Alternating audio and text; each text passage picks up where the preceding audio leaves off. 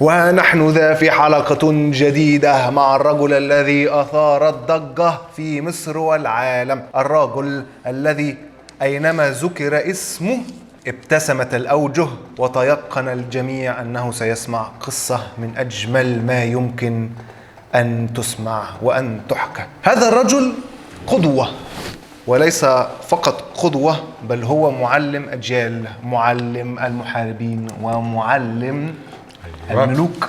نعم. من هو هذا الرجل؟ هو الباشا الوالي محمد علي.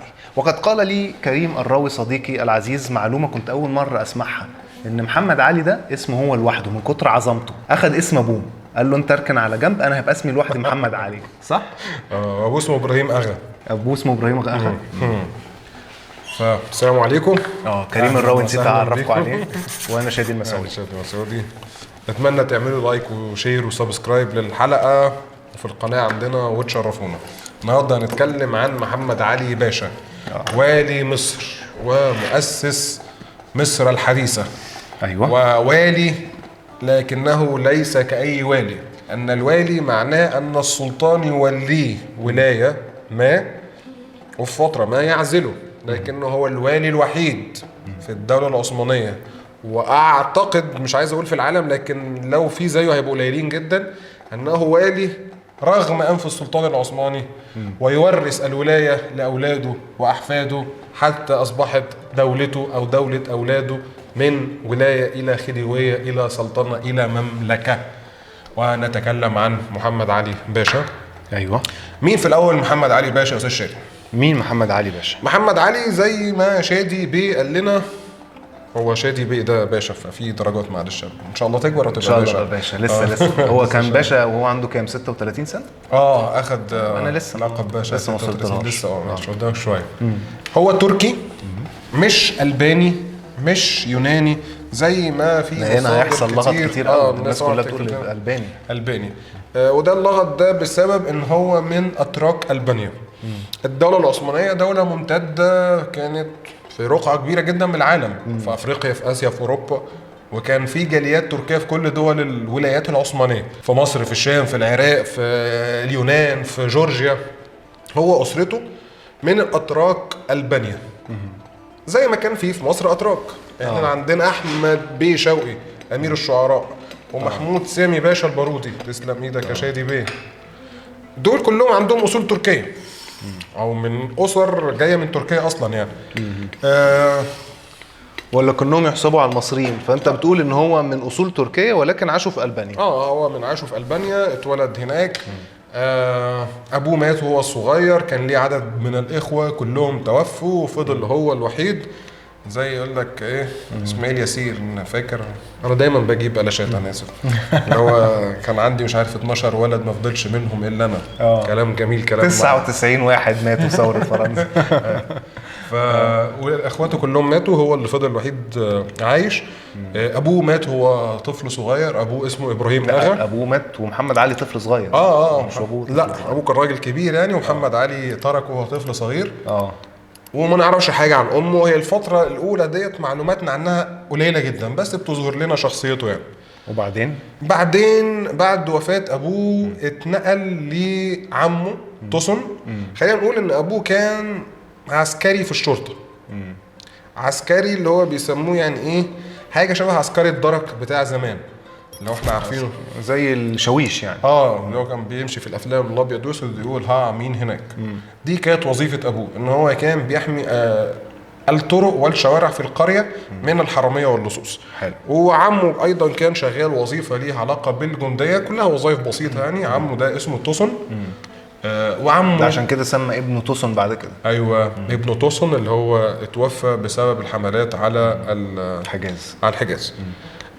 هو كان بيحبه جدا توسن ده. المهم، في اشارات بتقول ان توسن يمكن يكون هو الكبير مش ابراهيم باشا، لكن خلينا في الموضوع يعني. بعد كده بيتنقل، شايفين الدراما يعني، ابوه بيموت بيتنقل لعمه، عمه بيموت بيتنقل لصاحب عمه. صاحب عمه. والله كان الدنيا فيها خير جامد. ده حقيقي والله. يعني يا ربي، مش ابن واحد صاحبه، ابن اخ واحد صاحبه. صاحب عمه ده يعتبر ابوه الروحي ده بقى، اللي كمل معاه يعني، اسمه اسماعيل الشربجي.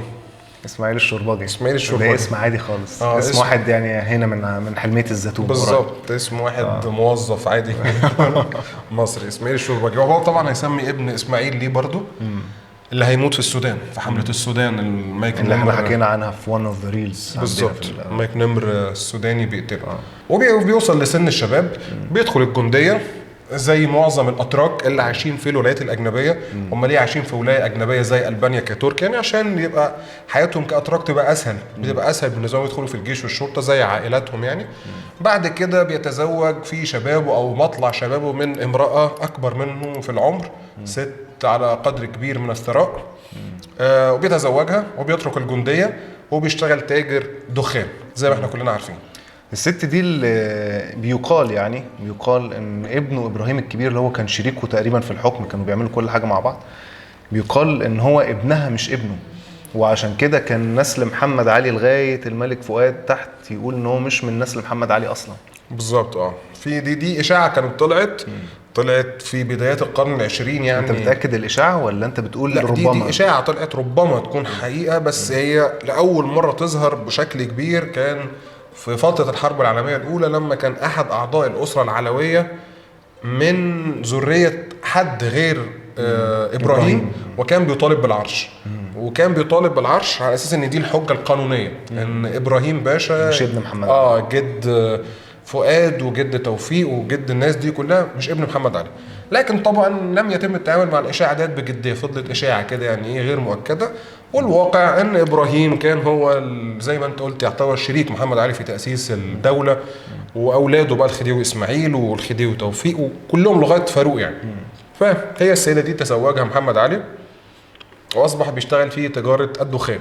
حتى عندنا بعض المصادر بتشير لمحمد علي الدخاخني، بيكتبوه كده يعني. المهم في الفترة دي بعد ما تزوج الست، وخلينا نقول كمان ان هو كان ليه بعض اعمال الفتوانة. ده محمد علي ليه بعض اعمال الفتوانة. يعني نقدر نقول كده. طبعا الفترة دي ضبابية جدا في حياة محمد علي، مفيش مصادر كتير عنه. ان هو كان فرد عادي جدا في بلد بعيد، فما فيش حد مهتم ان هو يكتب عنه يعني. لكن بعض الحكايات اللي بتتقال عنه بتقول لنا ان هو كان شبه فتوه. مثلا ده على سبيل المثال، مش لازم تكون حاجه حصلت، يبقى في راجل مديون مثلا عليه ديون كتير، او ناصب على تجار كتير وهو منهم، والتجار مش عارفين يلاقوه، هو بالحيله كده مصطاد الراجل ده وجايبه في شوال، يروح لباقي التجار يقول لهم انا اسلمه لكم بس اخد فلوسي اول واحد اخد فلوسي، او هاتي فلوسي. يعني كان بالحيله وبالذكاء وبالعضلات، فتوه صايع. في الفتره دي حصلت الحملة الفرنسية على مصر بقيادة نابليون. الحلقة السابقة تكلمنا طبعا عنها. احنا في مجموعة الحلقات ديت ناويين نعمل زي سلسلة كده عن مصر في الفترة بتاعت القرن مصر الحديثة. مصر في بداية القرن ال19 اواخر ال18، وزي ما انت بتقول بداية العصر الحديث يعني. فمحمد علي بيعرف ان الدولة العثمانية بتعد فرقة من الألبان اللي هو عايش وسطهم، اللي هم كانوا بيسموا ساعتها الجنود الأرناؤوط. وهو دلوقتي هو تاجر دخان. تاجر دخان يعني بيبيع تبغ ومعسل وشبك، لو حلقة المزاج برضو لحد شافها، بيبيع الحاجات ديت يعني. صديق عمه بقى اسماعيل الشرباجي بيقول له على ان في فرقه من الارناؤوط الالبان اللي احنا عايشين وسطهم مسافرين مصر عشان يجاهدوا ضد الحمله الفرنسيه، ضد نابليون. ايه رايك ان انت تشارك معاهم وفيها لقمه عيش كويسه، وانت بما ان انت تركي هتاخد رتبه كويسه، هتبقى الرجل الثاني او الثالث في الحمله او الفرقه الالبانيه ديت او الارناؤوط. وبيسافر فعلا على مصر. وفي مصر نقدر نقول ان مفيش يعني بطولات كبيره في الاول.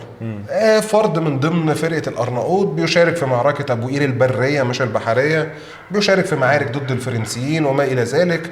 ده هو جه هنا يحارب الفرنسيين. جه هنا يحارب الفرنسيين. واستقر محمد علي في مصر، وبدا يعني يتعرف على الاوضاع في مصر. وحتى من ضمن القصص اللي بتقال عن محمد علي ان هو كان في مره مع جنود الارناؤوط يعني زمايله، وكان حد بيقول ان هو زهق من البلد دي وعايز يرجع ألبانيا يعني.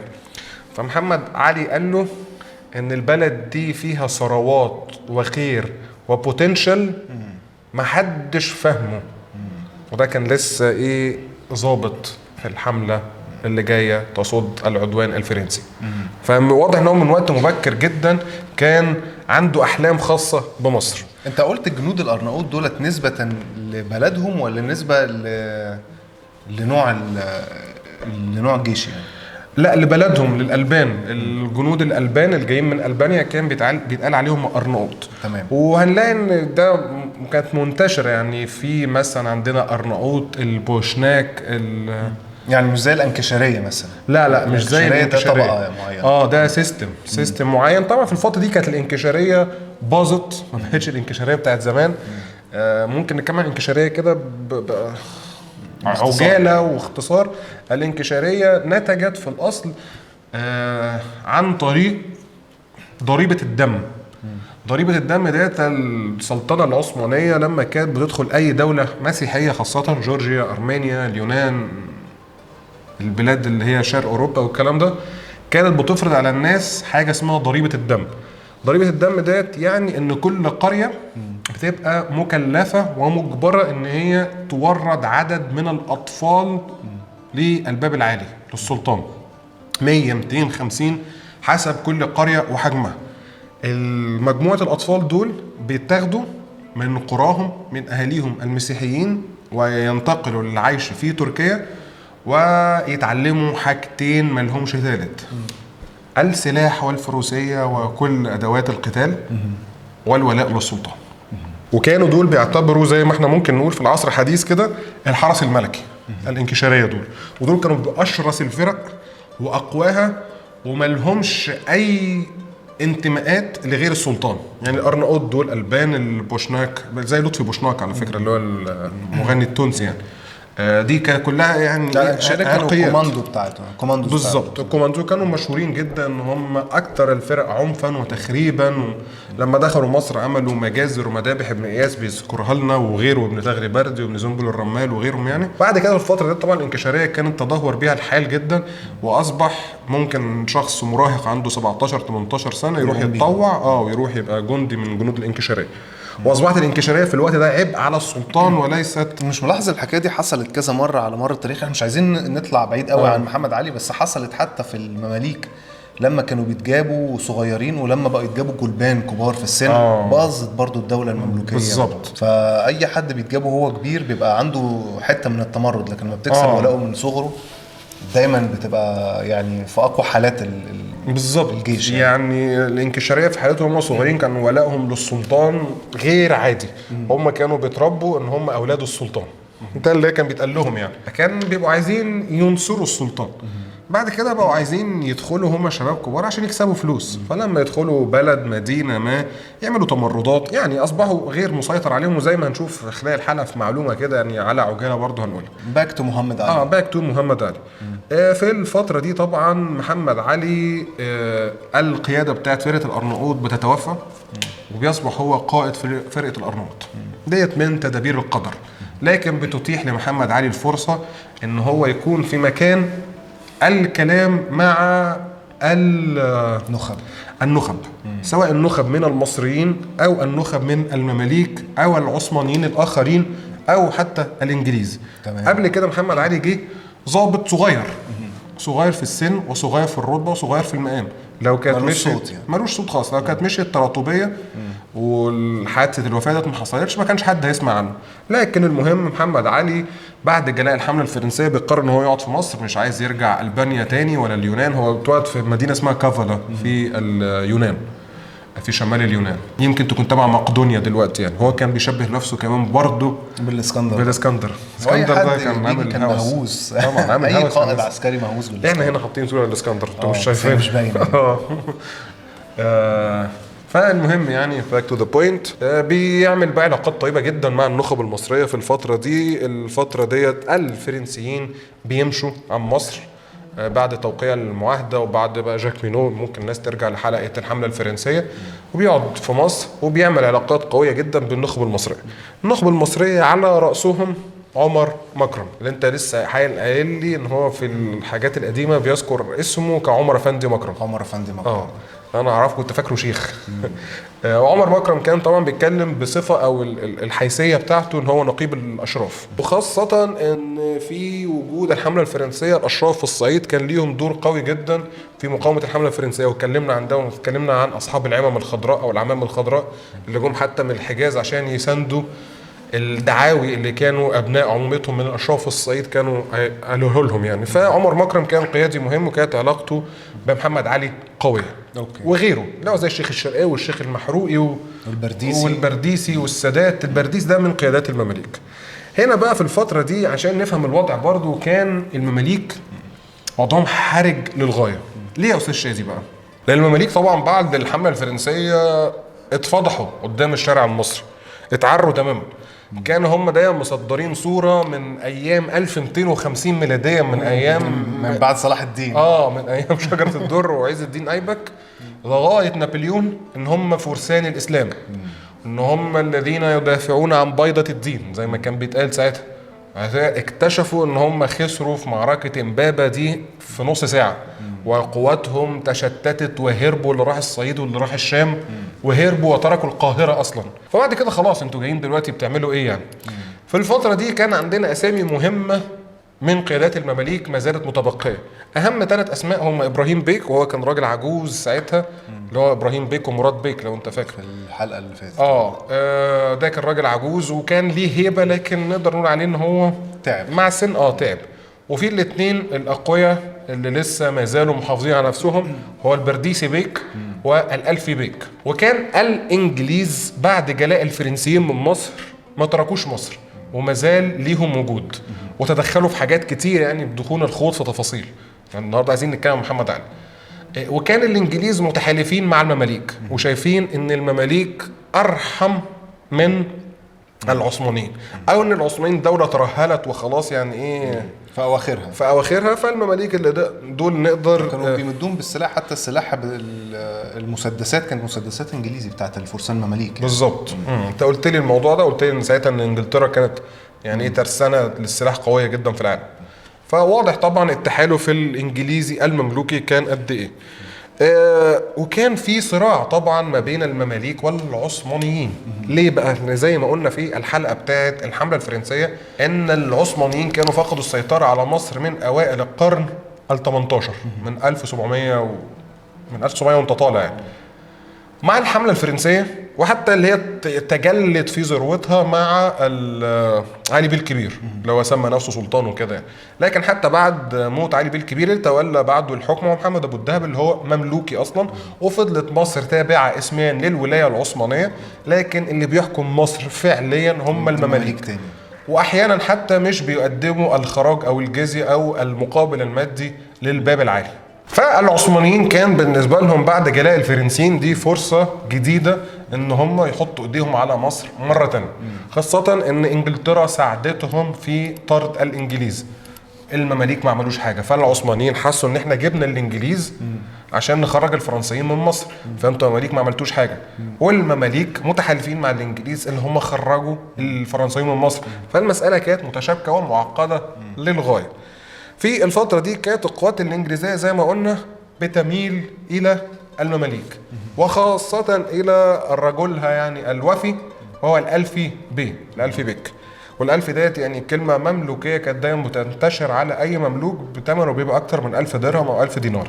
1000 درهم أو 1000 دينار، ولا الضابط المسؤول عن أكثر من 1000 جندي؟ لا، ده اللي لما بيتم شراؤه بالمبلغ ده تمام بيبقى اسمه الألفي. في الفترة دي طبعا بيحصل صراع كبير ما بين قيادات المماليك والممثلين العثمانيين الموجودين في مصر.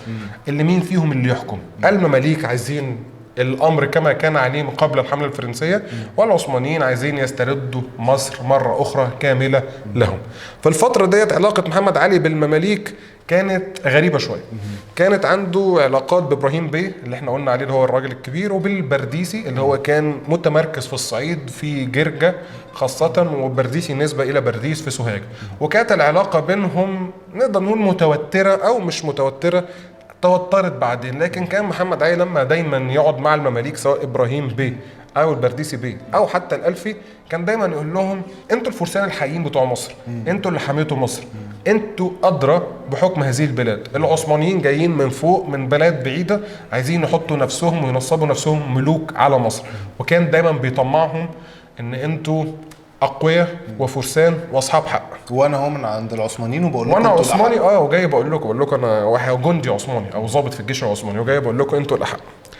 فديت هو كانت لعبه من محمد علي يعني.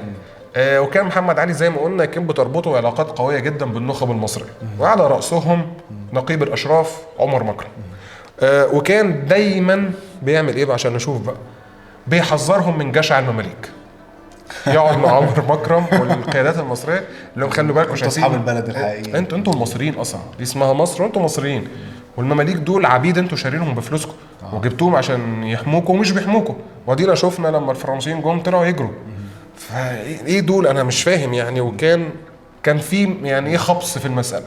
في الفتره دي كان والي مصر العثماني اسمه خسرو باشا. ده الوالي اللي متعين من الصدر العالي او من الدوله العثمانيه هنا بالظبط. ده كان والي مصر وكان راجل يعني مش كويس، كان راجل ظالم، راجل مجحف بيفرض ضرائب كتير، وكان جاي بسياسة العثمانيين للتخلص من المماليك. فطبعا أمر محمد علي كجندي في الجيش العثماني وقائد فرقة من فرق الجيش العثماني إن هو يخرج في تجريدة إلى الصعيد لمحاربة البرديسي بيه. تمام. وخرج فعلا محمد علي، لكنه تباطأ جدا في الخروج وتكاسل لدرجة ان البرديسي بيه كان عرف بقدوم جيش محمد علي وهرب من مكانه عن قصد. محمد علي ما بيعملش حاجة بالصدفة، راجل دماغه سم. انا حتى كاتبها هنا والله، كاتب بين قوسين دماغه سم. في الفترة طبعا توترت العلاقة بين خسرو باشا ومحمد علي، ان انت بتتباطأ يعني لما بأمورك بحاجة بتروح تغيب وما تعملهاش. دي قرارات عسكريه المفروض يعني. العلاقه ما بين خسرو باشا وبين محمد علي في الوقت الجندي ده هو مازال رئيس جند الارناؤوط بالظبط، قائد فرقه. وقائد فرقه يعني مش عملاقه، فرقه مكونه من 3000 او حاجه كده يعني. في الفتره دي محمد علي بيوطد علاقته بالبرديسي وبيقول له ان انا كنت المفروض جاي احاربك، بس انا علاقتي بخسرو مش كويسه، وشايف علاقتي بخسرو مش كويسه ان انا شايف ان هو ملوش شرعيه، وان انت كمملوكي انت صاحب الشرعيه انت وغيرك من المماليك. بيلعب مع مين؟ في انهي صف يعني؟ في انهي صف؟ وان انا بميل ليك، انا عمري ما هحارب معاك ضد الدوله العثمانيه لان انا جندي عثماني في الاول وفي الاخر، انا مش خاين. لكن انا بقول لك وجهه نظري ان انت الاحق وانت الاقوى، وانك تقدر بجنودك دلوقتي تدخل القاهره وتاخدها. وفعلا بيعمل كده البرديسي وبيطلع على القاهره وبيسيطر على كل حاجه في القاهره. وبيبقى هو شيخ بلد مصر اللي هو اللقب اللي كان بيبقى كبير مماليك مصر، هو صاحب. ده كان نفس اللقب اللي كان واخده علي بيه الكبير قبل ما يبقى الملك او السلطان او كده. وخلاص بيبقى هو وبيتحكم في كل حاجه وبيدي خسرو باشا على عينه. وبعد كده البرديسي بيبتدي يفرض ضرائب كتير على الشعب المصري. مصدق طبعا، عايز بقى يلم بقى، ما هو الفلوس ديت. وفي الفتره دي خلينا نقول حاجه، ان الجيش المملوكي تكوينه اختلف، ما بقاش جيش مكون من المماليك اصلا، بقى جيش مكون من اطياف مختلفه من الشعب المصري ومن غير الشعب المصري، من المرتزقه. نقدر نقول بقى جيش مرتزق، لان الدوله العثمانيه خنقت شراء المماليك والعبيد على المماليك علشان ما يكتروش يعني. فبقى جيش المماليك مكون من العربان ومن الصعايده ومن المرتزقه ومن البدو وشويه مماليك طبعا هم القيادات يعني. فالناس دي عايزين مرتباتهم، احنا مش جايين بنخدم البرديسي عشان يوصل للسلطنه يعني، ما عندناش حلم مملوكي يعني. في نفس الفتره دي محمد علي بدأ يعمل ايه بقى؟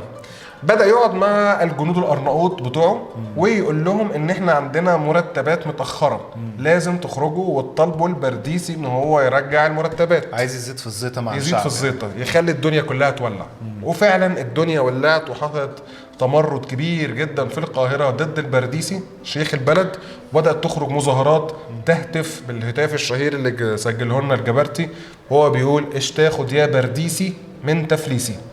والبرديسي وهو واقف بيبص على المتظاهرين ضده شاف محمد علي والجنود الأرناؤوط اللي هم أصلا شجعوه يجي القلعة واحنا هنظبط لك كل حاجة، وعرف ان محمد علي لبسه الخازوق. خبيث قوي. وفعلا البرديسي هرب من القاهرة لما لقى المشايخ كمان معاهم فرقة من الجنود الأرناؤوط المدربين، وترك ساعتها نقدر نقول حصل فراغ في الحكم. احنا كل ده بنتكلم قبل محمد علي ما يمسك. الفترة دي فترة حساسة جدا ومليئة بالصراعات، وفي حاجات ما بنقولهاش كمان يعني عشان الوقت ما بنقول انت بتتكلم اللي هو ما بين خروج الثوره الحمله الفرنسيه من 1801 لغايه 1805 ما مسك محمد علي. يعني دلوقتي 4 سنين بنتكلم في حدود 4 سنين. في الفتره دي كان والي اسكندريه اسمه خورشيد باشا، وزي ما قلنا في الحلقه اللي فاتت كانت اسكندريه ولايه منفصله عن ولايه مصر. المشايخ جم قعدوا والنخب وقالوا لمحمد علي لازم انت اللي تمسك وتبقى والي، وانت واقف معانا من ايام الحمله الفرنسيه وما شفناش منك غير كل خير. وهو كمان كان دايما بيؤمر جنوده من الارناؤوط ان هم لا يشاركوا في اي من اعمال النهب اللي منتشره من المماليك او العثمانيين في حق المصريين. فكانت صوره الارناؤوط وصوره قائدهم محمد علي طيبه عند الناس. هو قال لهم لا وما اقدرش يعني امسك والي، ده مش من حقي، وانا راجل زاهد، انا جاي بعمل وظيفتي وبس، ما تدخلونيش في امور الحكم، الحاكم ده بيجي من السلطان وكده، وعندكم خورشيد باشا بتاع اسكندريه اعرضوا عليه الامر. يعني انت عايز تقول لي ان النخب المصريه او المشايخ راحوا لمحمد علي قالوا له امسك انت البلد طالما احنا مش لاقيين حاجه؟ بالظبط. طب ما فيش حد ليه يطلع منهم بنحبك يا عم يحبوه، ده حاجه عارف بس ده يعني السؤال اللي بيطرح نفسه، ليه الشعب الوقت ده ما كانش قادر يقتنع ان هو ممكن حد فيهم يطلع يبقى حاكم؟ ليه بيروحوا يتحايلوا على حد ان هو يبقى حاكم مع انهم عندهم مشايخ، يعني عندهم ناس كبارات في البلد؟ طبعا يعني ده سؤال انا دايما بيجي في بالي والله يا شباب. مفيش اجابه محدده، لكن المؤرخين بيحاولوا كده، او يعني ايه فلاسفه التاريخ او الناس الباحثين في التاريخ بيحاولوا دايما يلاقوا اجابات، بس ما عندناش اجابه قاطعه. اقرب اجابه واقعيه ومنطقيه ان المصريين او في العالم ساعتها كان بينظر ان كل شعب ليه وظيفه اساسيه. فالشوام مثلا تجار، المصريين فلاحين، الترك جنود وملوك وامراء حكام. الترك دول سواء كانوا مماليك او عثمانيين، لان احنا قلنا قبل كده ان معظم المماليك من العرق التركي. المصريين ما كانوش بيبصوا لنفسهم ان هم حكام، زائد ان في الفتره ديت احنا ما زلنا في عقليه الامبراطوريه. فالمصريين ما كانوش بيبصوا لنفسهم ان هم مصريين، احنا بيبصوا لنفسهم ان احنا جزء من امه كبيره جدا، الامه الاسلاميه. الأمة الإسلامية ده فيها المصري وفيها الشامي وفيها العراقي وفيها التركي وفيها الأرناؤوطي وفيها الفارسي وفيها الأفغاني. يعني ما كانش لسه تبلورت فكرة القومية المصرية وقتها؟ لا لسه، يعني فكرة القومية المصرية جت بعد كده لاحقا، ولا فكرة حتى الوطنية المصرية، لكن طبعا كان في إشارات. من ضمن الإشارات ديت زي ما قلنا برضه في الحلقة اللي فاتت ونرجع نقولها، يعني إن هنلاقي عند المؤرخين القدماء من أول المقريزي وابن إياس افتخار بمصريتهم وما الى ذلك يعني. لكن كان المصريين زي ما كنا لسه قايلين حاليا بيبصوا لنفسهم ان هم جزء من امه كبيره، زي ما مثلا في مصر حاليا الاسكندرانيه بيبصوا لنفسهم اسكندرانيه وبيقول لك احنا غيركم، انتم مصاروه ومش عارف ايه وفلاحين والكلام ده، لكن هم مصريين في الاول وفي الاخر يعني. بس زمان ما كانش عندهم فكره المصريين قوي دي. بالظبط. ففي الفتره دي جابوا خورشيد باشا اللي احنا قلنا عليه والي من كان حاكم مدينه اسكندريه، وتولى فعلا في الفترة بعد الثورة اللي حصلت، وكان في قلق كبير جدا. هو كان جاي قلقان من الأرناؤوط اللي هو بقيادة محمد علي، قلقان من الفرقة دي كلها، وكان جاي له زي تحذيرات من الباب العالي ومن السلطان ان احنا مش عارفين مين الشخص المهم والقوي والفعال اللي تبعنا المفروض، وهو عثماني وانا ما نعرفش عنه اي حاجه. ما شفناهوش قبل كده. راح من ساب الامبراطوريه العثمانيه هناك حته ضابط صغير في الثلاثينات، فجاه عمالين نسمع عنه حكاوي غريبه جدا ومش عارفين الراجل ده ولايته لمين بالظبط، حكاوي كلها مريبه، مش متاكدين ان هو ضدنا، لكن هو قطعا مش معانا برضه.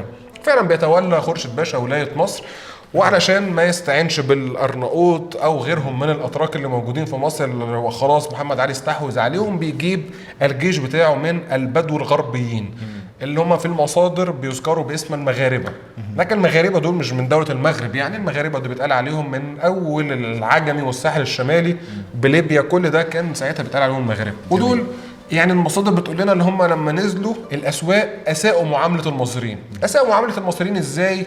بقى بالضرب، بفرض ضرائب، بلم الضرائب بطريقه قاسيه. حصلت ثوره تانية ضد خورشيد باشا. طبعا في المصريين كنا لسه بنتكلم في الحته دي قبل التصوير انا وانت، كانوا متحسسين جدا.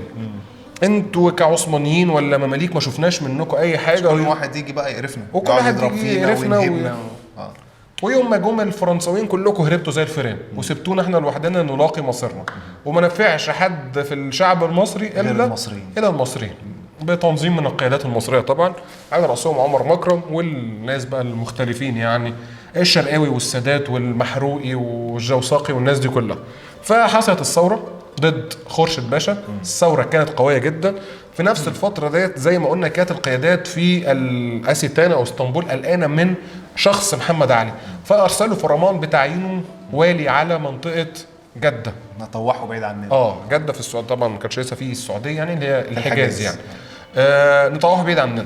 لكن مع الثوره يعني اشتعال الوضع في مصر لم يحقق هذا الطلب او هذا الامر يعني، والقيادات المصريه طلبت محمد علي ان هو يكون والي مصر. حصل اجتماع ما بين محمد علي والقيادات بزعامه عمر مكرم. عمر مكرم اسمه مهم وكبير يعني، وراجل كان ليه تاريخ وطني. عمر افندي مكرم ايوه. عمر مكرم هو اسيوطي من اسيوط، وتحيه لاسيوط وكل رجال الصعيد كل الصعيد ونقيب اشراف زي ما احنا قلنا. جميل. ونقيب اشراف دي مهمه لان في حيثيه شخصيته، ومهمه بعد كده لان ديت هتستخدم هنشوف ازاي يعني. فبيجيبوا محمد علي وبيقعدوه في بيت في الازبكيه، بيت شهير جدا مش متذكر اسمه، كان حتى الألفي اعتقد اللي هو كان نابليون قاعد فيه وكليبر قاعد فيه، وقعدوا مع بعض وقالوا له انت تيجي والي على مصر. هو طبعا قال لهم انا مش عايز وسيبوني. ما تبص ايدي بقى، ما تبص ايدي، انا راجل طيب، انا عايز اروح اصلي المغرب طيب وحاجات كده. هو اصلا راجل يعني ايه داهيه. وهم اصروا وقالوا نكتب تعاقد وثيقه NDA نون ديسكلوجر اجريمنت بالظبط. ونمضي عليها وبتبين حقوقك وواجباتك، وتبين حقوقنا واجباتك وواجباتنا، يعني دستور نقدر نقول عليه دستور. طبعا مش بالتنظيم الدستوري والاجراءات يعني. بالظبط، بس فكره الدستور زي الماجنا كارتا كده في انجلترا يعني. وبعتوا الرساله الى السلطان العثماني باختام بقى المشايخ والنخب المصريه الى الباب العالي، وقالوا احنا عايزين محمد علي. والباب العالي امام الضغط ومش عايز مصر تضيع منه، وافق على توليه محمد علي على مصر كباشا مصري ليتولى الحكم سنه 1805 وهو يبلغ من العمر 36 سنه. حلو الكلام ده. وبيتربع محمد علي باشا على عرش مصر في حادثة غريبة جدا. لأن الأول مرة يبقى والي مصر ولاية كبيرة ومهمة جدا، مش عشان احنا مصريين بنقول الكلام ده، مصر كبيرة ومهمة برضا أي حد أو غصب عن أي حد. وكانت بالنسبة للسلطنة العثمانية ديت ولاية مهمة، دي الهدية اللي بياخدها أي جنرال كبير جدا في الجيش حقق انتصارات مهمة، بياخد مصر عشان يقعد فيها 5-6 سنين يعمل الخميرة المظبوطة. وغالبا مش دايما يعني بعد ما بيخلص ولاية مصر بيتعين الصدر الأعظم مباشرة. جميل. اللي هو رئيس الوزراء. ده جه وهو صغير ادوا له مصر، ما يعرفوش صورته يعني. لو دخل على السلطان كده هيقولوا انت مين؟ ولا دخل على الصدر الاعظم نفسه محدش عارفه. فدي كانت حاجه غريبه جدا.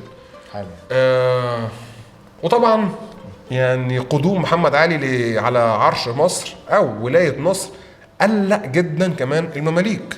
المماليك عارفين تاريخه الاسود معاهم، وعارفين ان هو كان بيروح يطمعهم يقول للبرديس انت تستحق، ولابراهيم بيه مش عارف ايه، وبعد كده في اول لبسهم في بعض خناقه اليوم بيلبسهم في بعض. ففي الفتره ديت الألفي بيه اللي هو كان رجل الانجليز في مصر حاول يلم شمل المماليك. المملوكي رجل الانجليز في مصر. ألفي بيك ده من المماليك.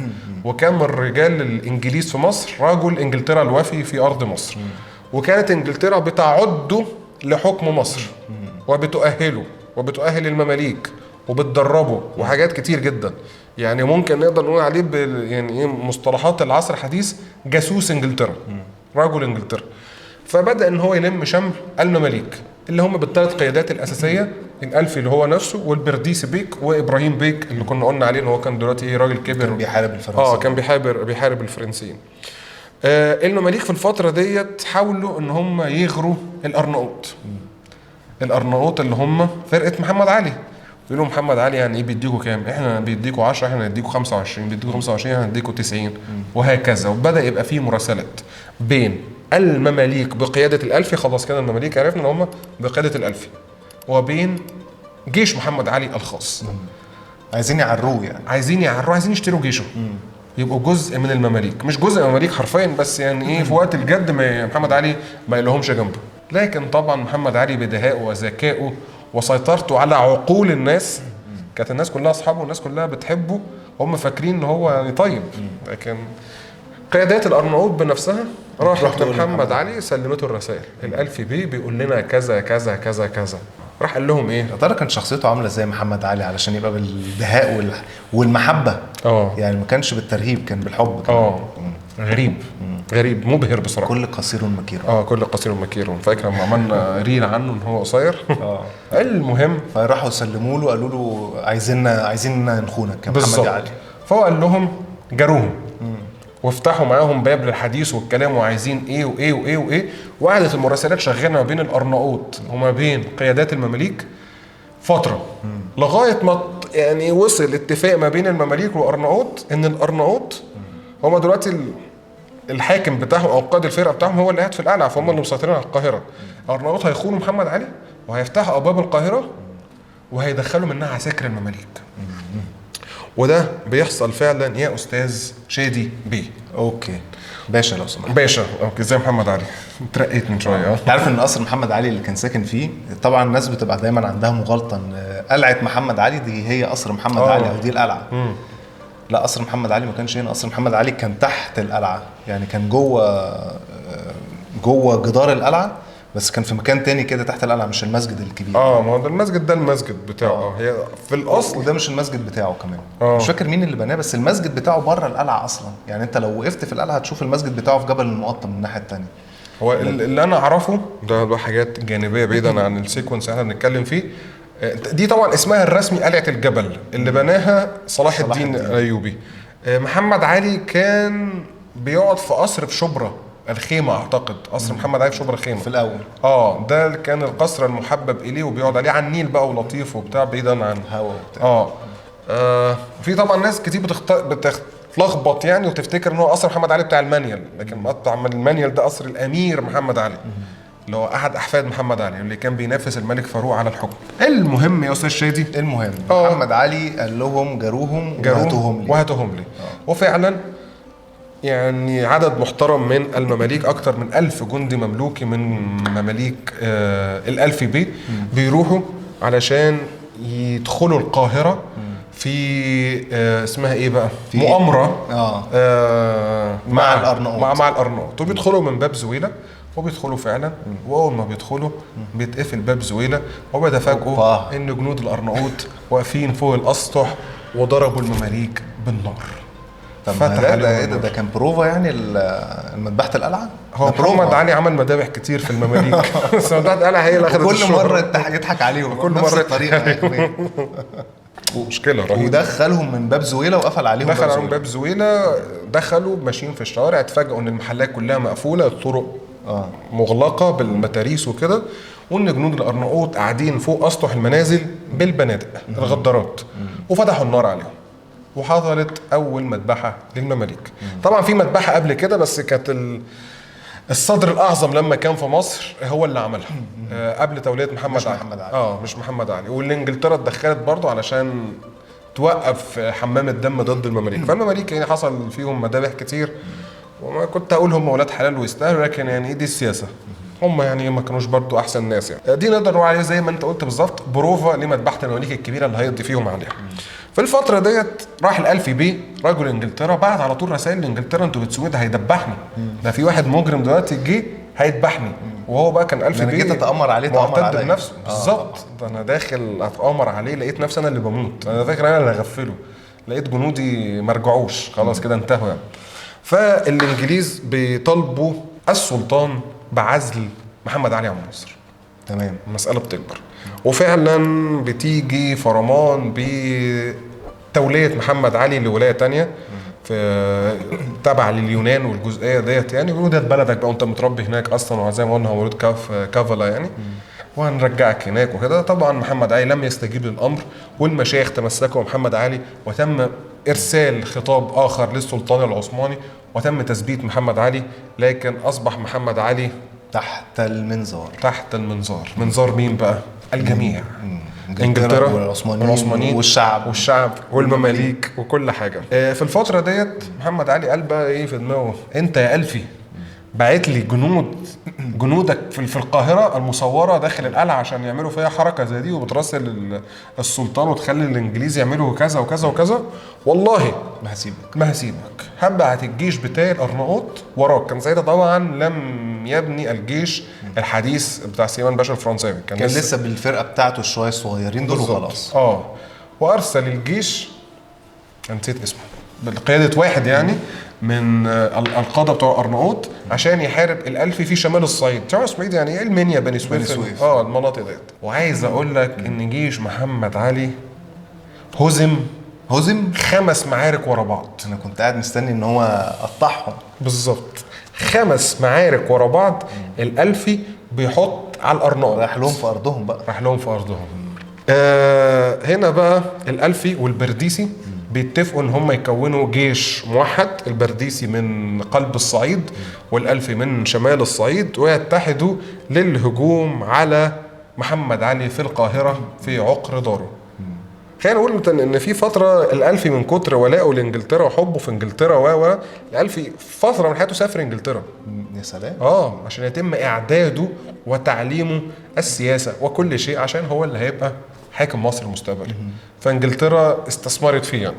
وحاليا الألفي بيعد الجيش الجبار هو والبرديسي بعد مد محمد علي على عينه في 5 معارك ورا بعض، وبيزحفوا من جنوب مصر في جيش انتصر اوريدي 5 مرات. فبدأ زي ما قلنا الجيش بدأ يبقى فيه مرتزقة او ناس جداد، مش لازم يبقى الجيش مكون مماليك بس. فبدأ ناس كتير من غير المماليك يدخلوا في الجيش، وهم متخيلين ده الجيش المنتصر يعني. وبيتحرك الجيش على القاهرة، وقرب القاهرة الألفي بيموت. الألفي بيموت، بيجيله أزمة قلبية وبيموت. طبعا بيحصل هرج ومرج في صفوف المماليك، وهنعمل ايه؟ والبرديسي بيتراجع على اساس ان هو يعيد ترتيب صفوفه. وتحصل المفاجأة التانية، البرديسي بيموت. دي ماشية مع محمد علي حلاوة ده يعني. الله يرحمها امه كانت بتدعي له في صلاة الفجر بقى. ربنا يمكنك من مصر. والله دعوة خصوصي.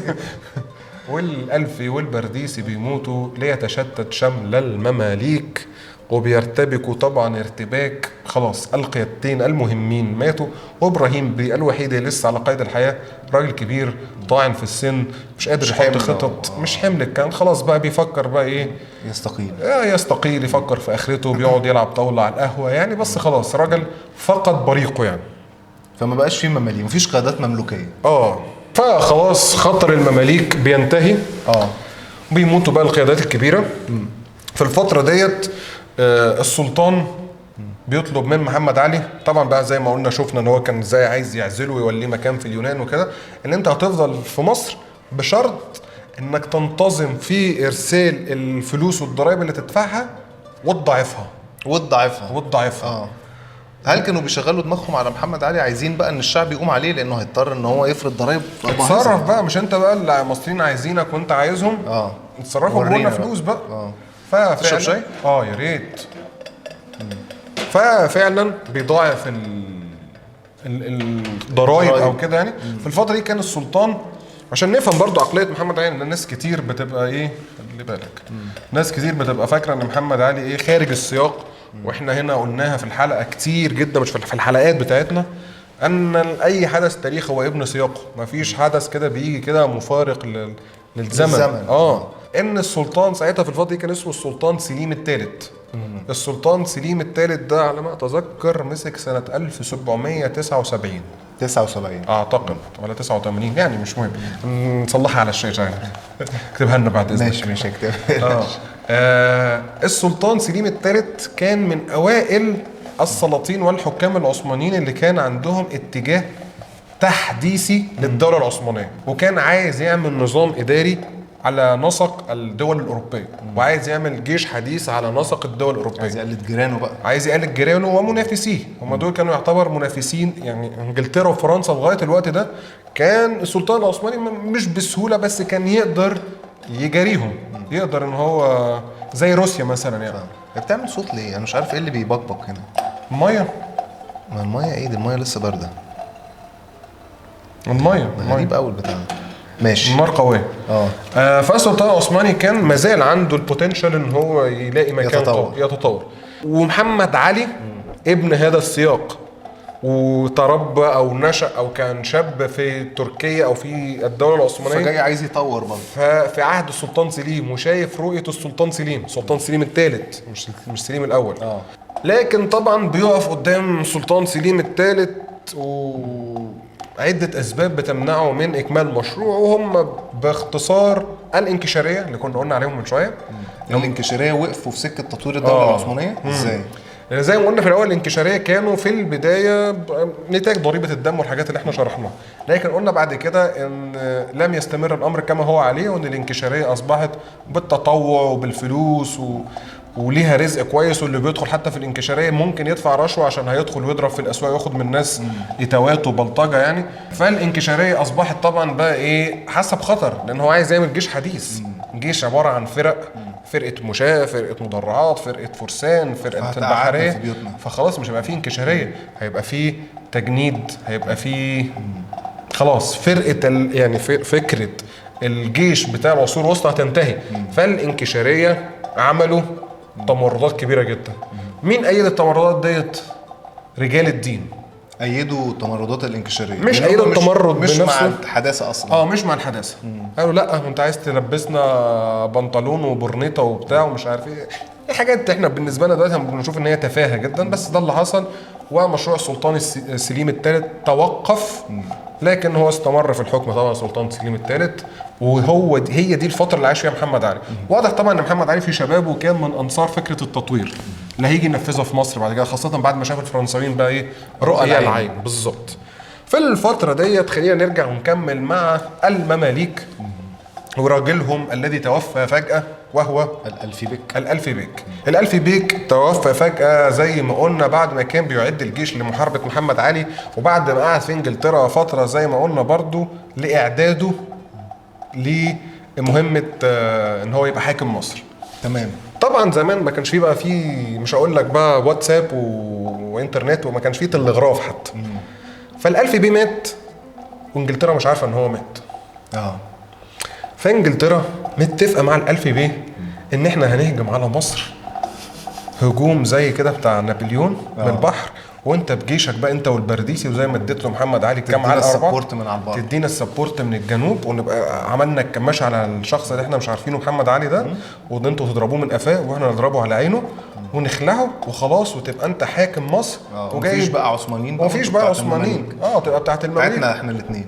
عايز بقى تقول لي بقى للعثمانيين ساعتها يدوك مباركه كده فقط اسميه، بس المهم ان خلاص يا ألفي مصر هتبقى بتاعتك، واحنا كانجلترا هنحكم مصر ونقطع حلم فرنسا من دابرها. حلو قوي، خطه دوليه ذكيه جدا جدا. وبعدين لكن الألفي مات. الألفي مات صح.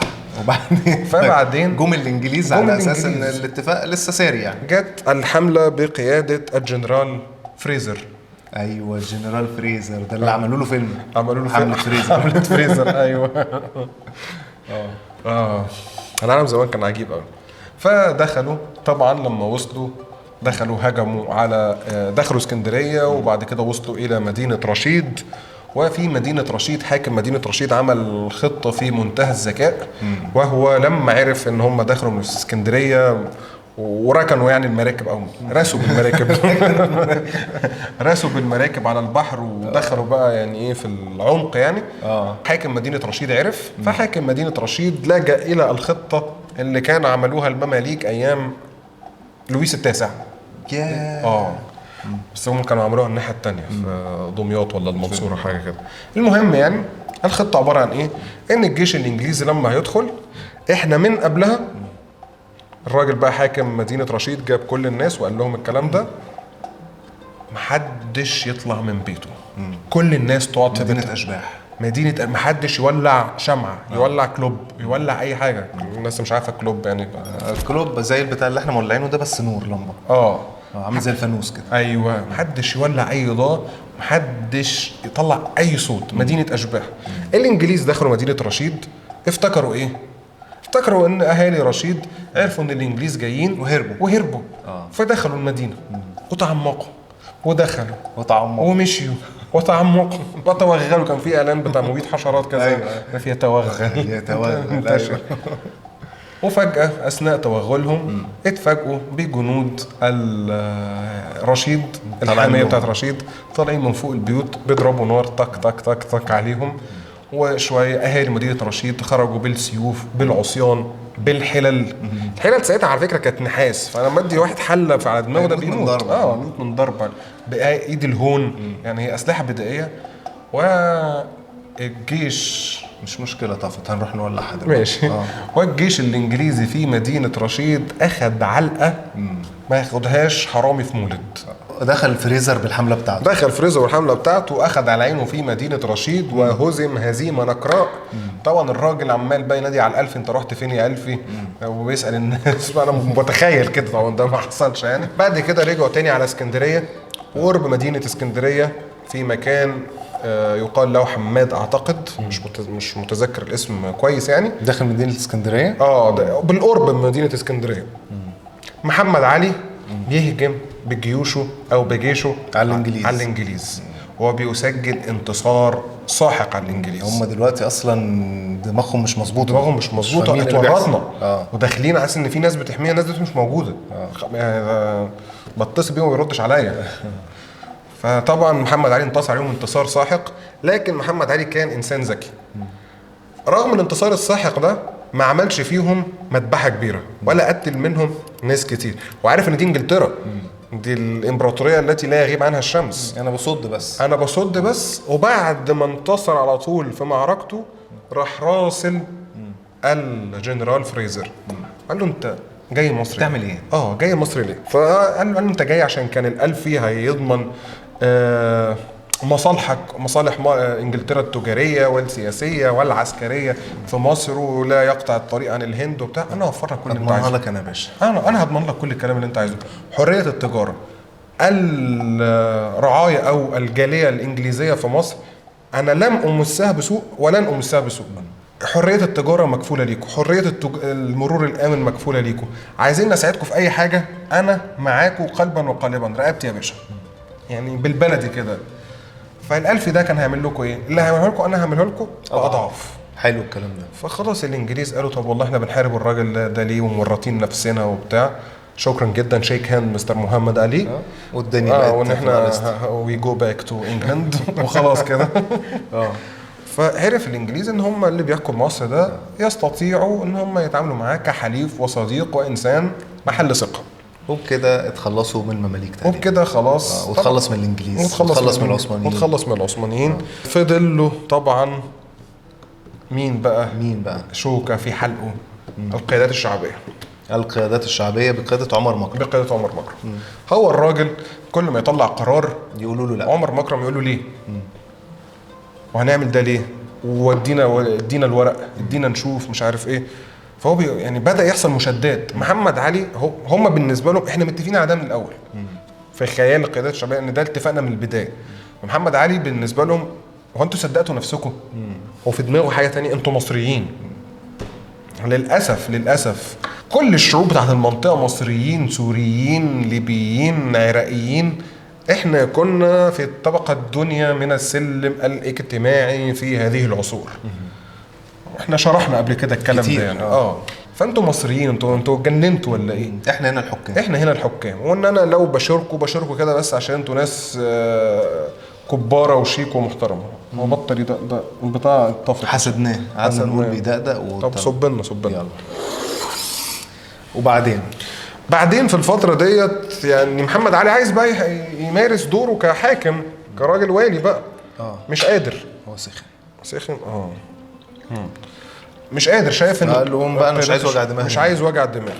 فان هم بيراجعوه بقى في كل كبيره وصغيره زي ما بيتقال لنا يعني. لكن في الفتره ديت هنلاقي ان فكره كانت بتسيطر على محمد علي، وهي بناء جيش مصري حديث، او مش مصري، بناء جيش حديث ليه هو، لخدمه مشروعه. الفكره دي مكلفه جدا جدا، وشايف ان انجلترا هجمت علينا عن طريق البحر، وفرنسا هجمت علينا عن طريق البحر، وان اول خطوه عشان نبقى دوله قويه وعندها جيش محترم لازم عندنا اسطول محترم. هنعمل ايه؟ احنا اصلا مش عارفين الاسطول ده بيتبني ازاي. يعني اسطول الحديث عندنا فكره عن الاساطيل القديمه، لكن الاساطيل الحديثه اللي متثبته عليها مدافع ومعموله من الرصاص ومن النحاس وما الى ذلك يعني. فقرر ان هو يستورد اسطول. يستورد اسطول بالكامل. غالبا كان من ايطاليا. طبعا عشان يستورد اسطول محتاج فلوس كتير. فبعت للسلطان العثماني وقال له انا دلوقتي هستورد اسطول، واسطول ده هيبقى جزء من جيشك الكبير، لان في الاول وفي الاخر انا حاكم عثماني يعني والي من الولايات تابعين لدولتك، فمحتاج اخفف الضرائب اللي انت فرضتها عليا من شويه زي اللي قلناها ديت، واشتري بيها اسطول.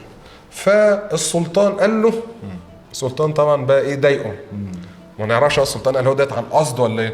قال له ماشي بس ارسل لي تقارير شبه الفواتير كده اللي انت هتشتري بيها، وتمضي لي عليها بختمك انت والقيادات الشعبيه. مش انت كل ما الشوكه في الزور فعلا. مش انت كنت بتجيلي كل شويه اجي اعزلك تلاقي ورقه جايه لي بالقيادات الشعبيه واختمهم.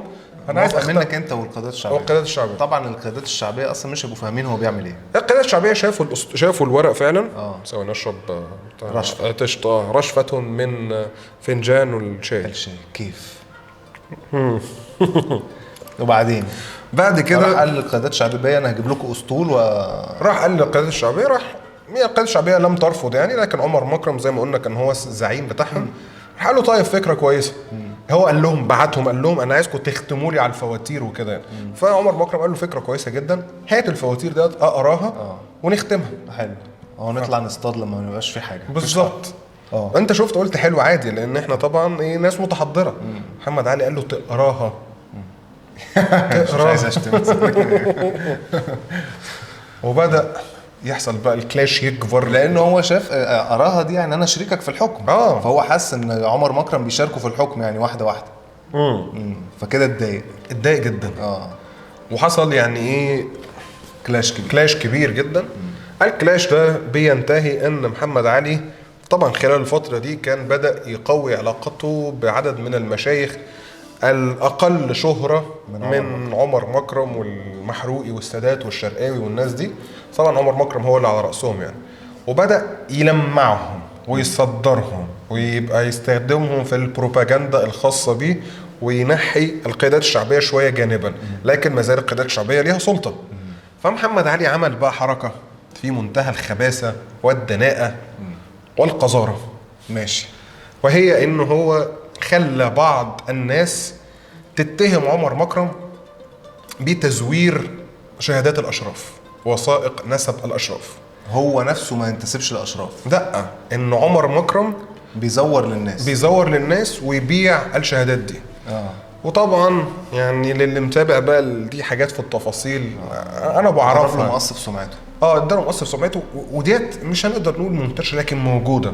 حته ان حد يشتري شهاده نسب وهو لا ينتمي الى الاشراف دي موجوده، وبيتم فتحها واحيانا لا يتم فتحها يعني.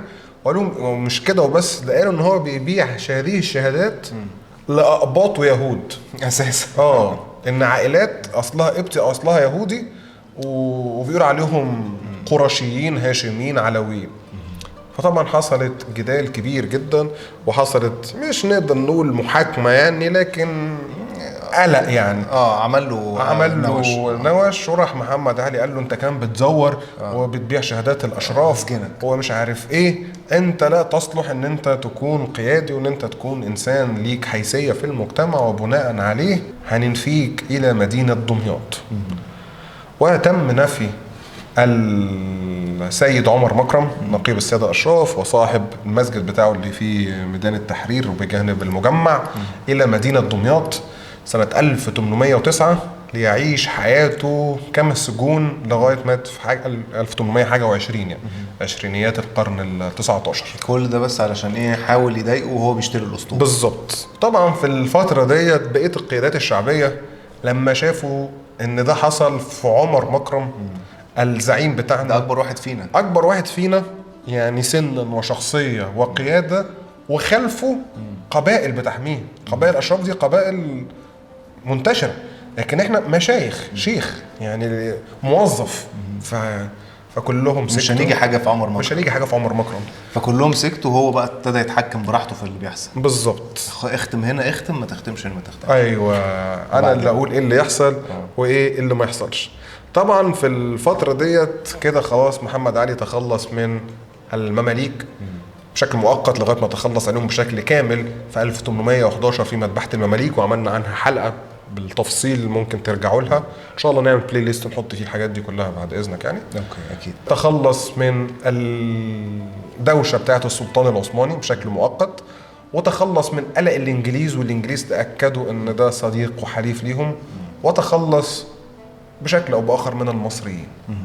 اصبحوا المصريين يشكلوا خدم وفي احسن احوال موظفين لخدمه مشروع محمد علي. جميل. وخلاص انتهى فتره الوالي محمد علي تبدا فتره الحاكم المطلق محمد علي اللي هيمتد فيه مشروعه ويبني بقى الدوله الحديثه والكلام الضخم قوي قوي قوي اللي احنا عارفينه ده، ونحكيه بقى بعد اعتقد في حلقه تانية. الموضوع طول النهارده. اسالك سؤال قبل ما نقفل الحلقه، تتوقع محمد علي من ساعه ما جه مصر كان بيجري ورا هذا الحلم ان هو ينفرد بحكم هذه البلد اللي فيها خيرات كتيره وبتاع، ولا هو لقى الدنيا سالكه قدامه وكل خطوه كان بتطمعه للخطوه اللي بعديها؟ انا اعتقد الاثنين مع بعض، لكن السيناريو التاني اللي انت قلته هو الاهم. يعني ممكن في الاول كان تمني ان هو يا سلام لو يبقى ليا دور، ويلاقي ان الظروف بتسمح له ان هو يمارس دور ويبقى ليه بصمه فيقتنصها. بعد كده يقول يا سلام لو دي تكبر، يا سلام لو البرديسي ده يختفي، يا سلام لو الالف ده، فيلاقي البرديسي بيختفي، الالف بيموت فخلاص بتمشي ماشي معاه حلاوه، بس بياخد خطوه. ده المهم. ومستعد. مستعد، مبادر، نقدر نقول شخصيه مبادره يعني. ما تجيلوش الفرصه وبيضيعها. طبعا. وبعد كده ان شاء الله هنتكلم عن محمد علي في الحلقات اللي الجايه، لان زي ما قلنا الموضوع بدأ مع خناقة عمر مكرم، خناقة حوالين الأسطول، أو مش الأسطول نفسه لكن الأسطول هو تسبب المشكلة يعني. لأن كل اللي عمله محمد علي نهضة مصر الحديثة هي لبناء الجيش. محمد علي نقول لك هو رائد الصناعة في مصر، هو من أدخل التعليم في مصر، هو من عايز فلوس يصرف بيها على الجيش عشان يقدر يأمن نفسه في المكان بتاعه. هو عامل صحة علشان صحة الجنود تبقى كويسة. جميل جدا يا كيمو بيه، وبكده نكون استعرضنا سريعا جدا مش جدا يعني يعني بس يعني لو استفدنا في الكلام هتبقى في حكاوي وحواديت كده. يعني استعرضنا بشكل يعني ايه جنرال دخول محمد علي وكان فين وبقى فين. ولسه محمد علي ده لو فردنا في حكاويه هو وعياله مش هنخلص. احنا كل ده لسه ما اتكلمناش عن ممارسته للسلطات والحكم. ده حقيقي. يعني كيف اصبح حاكم. بس اكيد هنفرد الحلقات دي قدام ان شاء الله. طبعا ان شاء الله. اتبسطت معاك كالعاده في الحلقه. الله يخليك، شكرا جزيلا. تابعونا، ما تنسوش سبسكرايب ولايك لو عجبتكم الحلقه، ونشوفكم في الحلقه الجايه. باي باي.